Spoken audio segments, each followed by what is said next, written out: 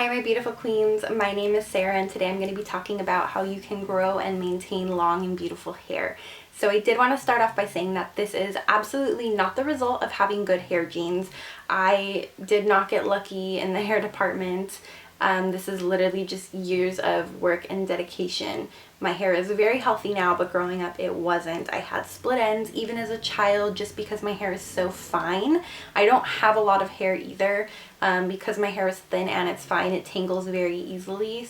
My hair is also very naturally sleek and my roots are very, very oily. So I know a lot of you are probably like, oh my gosh, your hair is like that, that's so perfect, but my hair cannot hold a curl to save its life. And there are times, you know, where I wish I could have like big voluminous curls, but I've kind of had to accept the hair and the hair texture that I have. But the growth and the health of it, again, is not because I have good hair genetics. By no means. It's just pure work and dedication. I am on year 5 of my hair journey. Your hair journey may not take you as long as mine was, but I severely damaged my hair. So the actual growth process, my hair got long in about 2 years, and it is very long now. But again, it's going to probably depend on how badly damaged your hair is and how high the damage goes up. I tried the silver hair trend.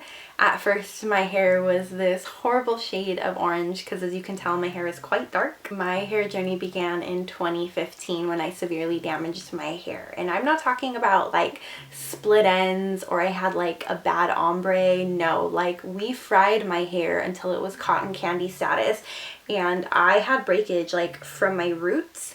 I had breakage here. It was different levels of breakage, but the best way I could describe my hair was like a wet like napkin or a paper towel, because it was so heavy and whatever part I would like pick up, it would just break. So I would be in the shower and I like was terrified of washing my own hair because every time I touched it, it just broke off and it got like a big frizzy mess. And even trying to let it air dry, it was just gummy and gross, and it would stay wet for so long because I think it was trying to cling to whatever moisture it could get. So we put my hair past the point of no return. Instead of nurturing my hair back to health, I ended up getting hair extensions because I was so heartbroken over my hair.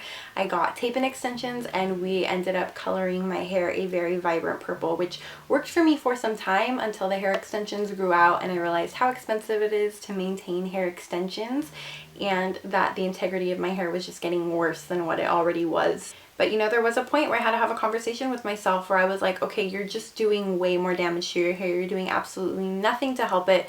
So what I ended up doing was dyeing my hair black, getting the extensions out, and having a major chop. So yeah, I do dye my hair. My hair is not naturally this dark. I dye my hair black. It has been black for these past 5 years that I have been, you know, starting my hair journey. But dyeing my hair black doesn't damage my hair. Maybe it may damage your hair, but I found that depositing color in most people's hair doesn't really damage it. It's lightening your hair or bleaching it. Even red color is like a type of bleach, so it's like sucking the life out of your hair. Those kind of lighteners do damage your hair, but typically depositing color does not. And I know a lot of people feel some type of way about black hair, but I love black hair. My hair looks super shiny and really healthy all the time. I mean, it is really healthy, but something about black hair just makes your hair look like extra sleek and shiny. So I do dye my hair black. It doesn't do any damage to my hair, so I am okay with continuing dyeing my hair black. This is proof that you can grow your hair out even if you've taken your hair to its absolute limits. At this point, I did YouTube other videos on how other people got their hair healthy, how they got long hair, but even the type of videos that I tried looking at now, they're not, I don't want to say it's bad advice because it's not bad advice that they're giving. It's just not good hair advice. Like the type of advice that they're giving is not going to give you good hair in a year. It's not going to magically make your hair grow if you're still doing X, Y, and Z, because the type of information that I see them giving out are recommendations like drink more water, eat better, take your vitamins, and use less heat. Like, well, yeah, that's good advice, but again, that's not going to get me longer hair in a year if you're still doing other things that they're not recommending. So what I'm going to tell you is what I went through, what I really believe is how you can get yourself on track to grow and maintain really long, healthy hair. So I don't even think I can show you on camera here because I don't have a big enough room to stand up on, but I'm going to show you how long my hair is. Yeah, I'm probably going to step in the other room to show you.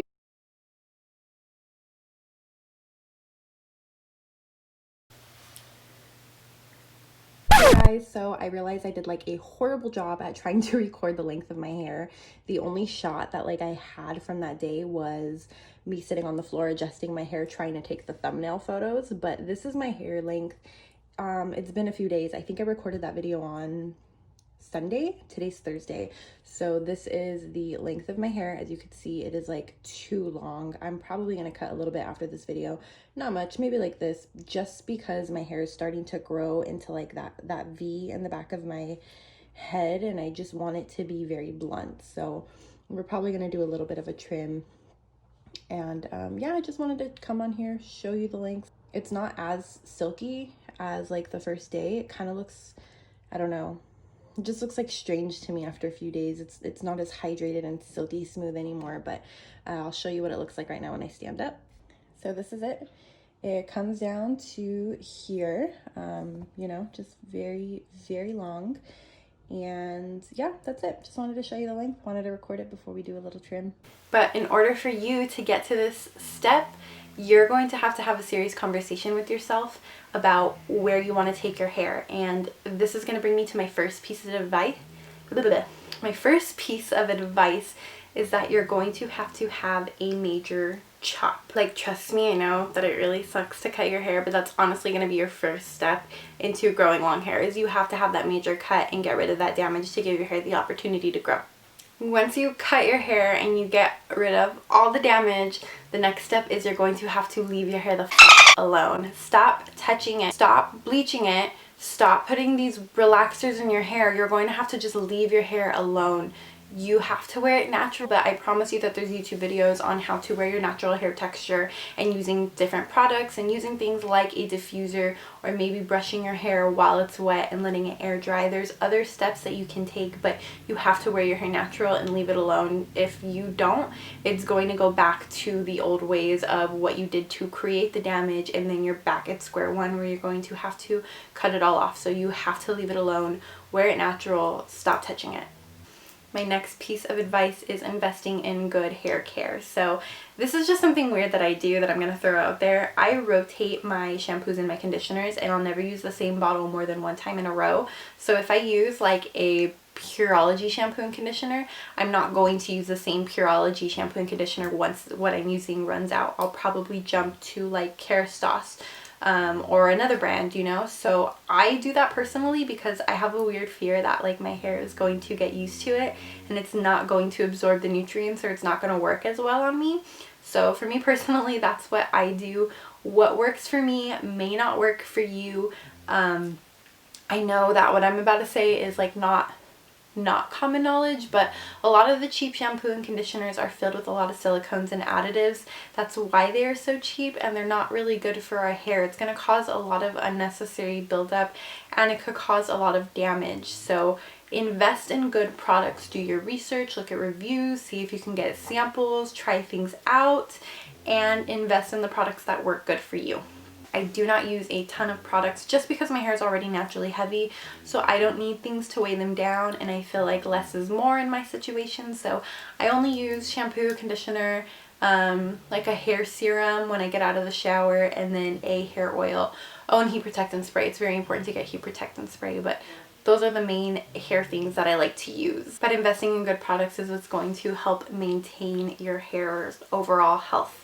So this is going to bring me to my next piece of hair advice, is to stop washing your hair. You have to. I don't care what your excuse is. I have insanely greasy roots, and I only wash my hair maybe once a week. You don't have to go as long as I do. Washing your hair every single day, even every other day, that is so damaging. It is so stripping. It is so unnecessary. And again, I don't care what you say. You make your hair that way, okay? Like, bluntly put, you make your hair that oily when you're washing it every single day.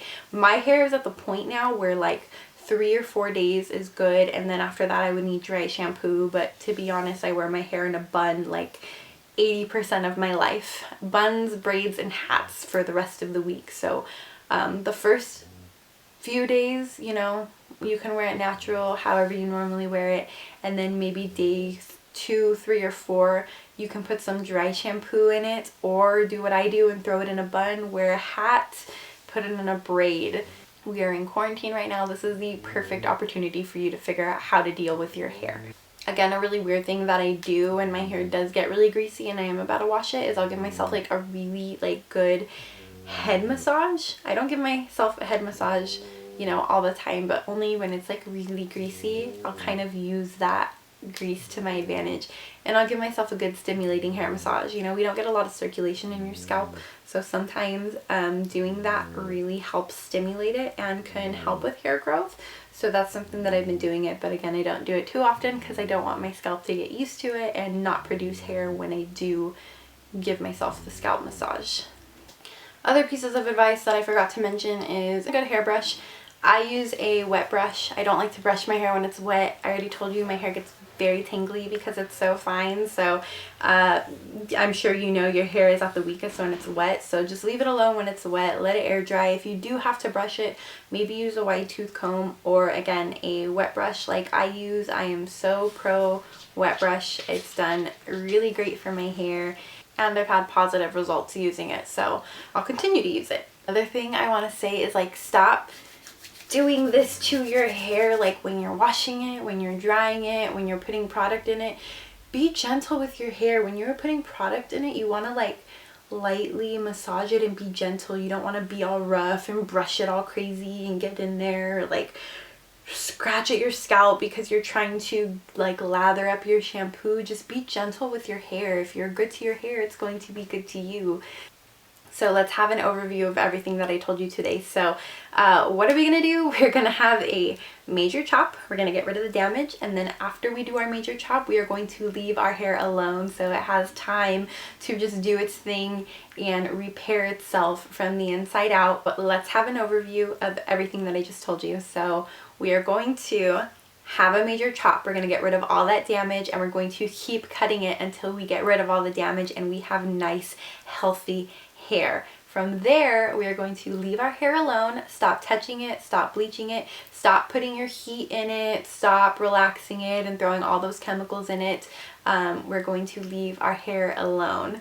And after that, we're going to invest in some really great products, because how can we expect our hair to be healthy if we are not putting good ingredients in our hair? Find what works best for you, stick with it, or don't stick with it like I do and rotate, but find what works for you and invest in good hair care.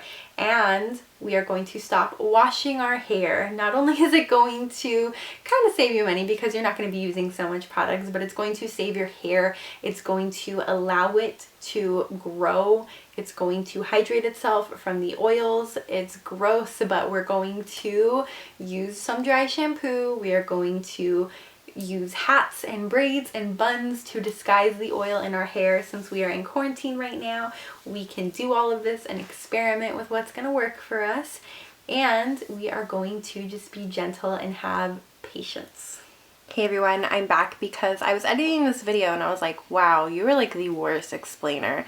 So I guess a few things that I wanted to say that I didn't say was that when I cut my hair, I damaged it so bad. Like I already explained it to you that I had damage like going all the way up to my scalp. So when I cut my hair, I told you like to cut all the damage off. Like my whole head was damaged. So I ended up going to the salon, and this woman cut my hair. I told her to cut it like to here, like to my shoulders. And I think she felt bad for me because she was like, well, it's damaged everywhere. It's not really going to make a difference. You have to grow it out. So she kind of cut it like here.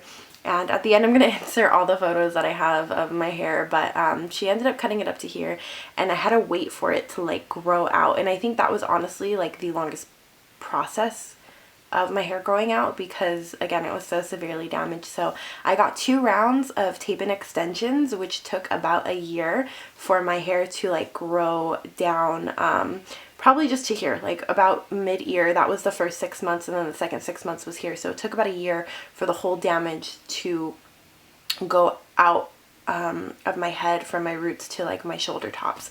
So I have a photo too of when my hair started to grow out. The damage is like right here. And I have the tape-in extensions in because I went to ISSE and they wanted a model. So I was like, sure, why not? It's extensions.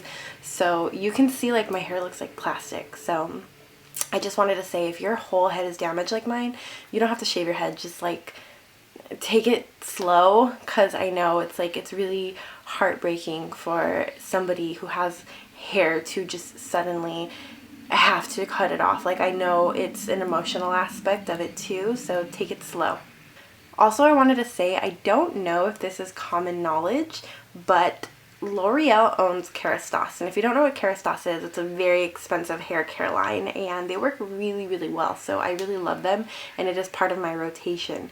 But again, they are very, very pricey. So if you ever feel like you need a really good shampoo and conditioner, I highly recommend doing the L'Oreal Elvives.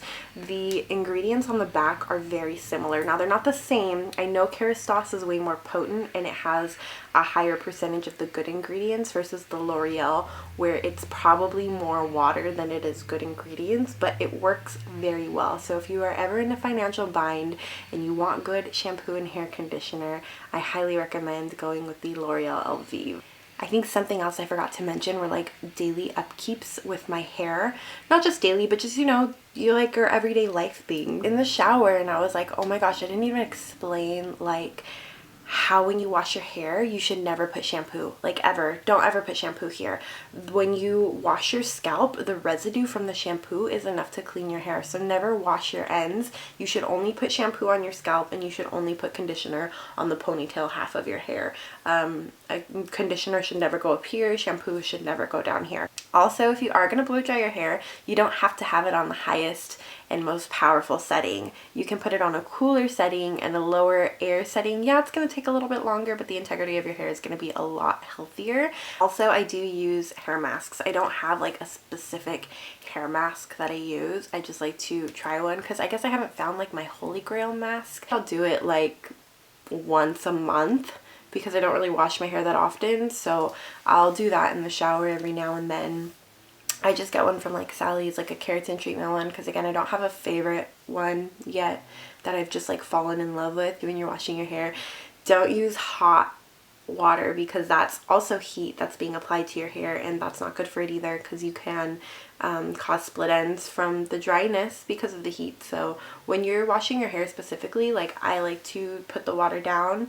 I'm super into skincare and I don't like hot water on my skin either, but I'll do a lot warmer water than I'll put on my hair. So it's easier for me just to adjust the temperatures, but hot water on your hair is bad. So using a heat protectant spray as often as you can, even if you're going to blow dry, or just think about the sun. The sun is actually very damaging to our hair, so use a heat protectant, and that is something that I do when I do come out of the shower. It's not something that I do on an everyday basis. Sometimes I'll put some water in my hair, like in a spray bottle, to see if I can activate it again, but I don't actively spray my hair with like heat protectant every single day. I figured maybe I should tell you the cons of having long hair, just so you like feel better if you don't have long hair.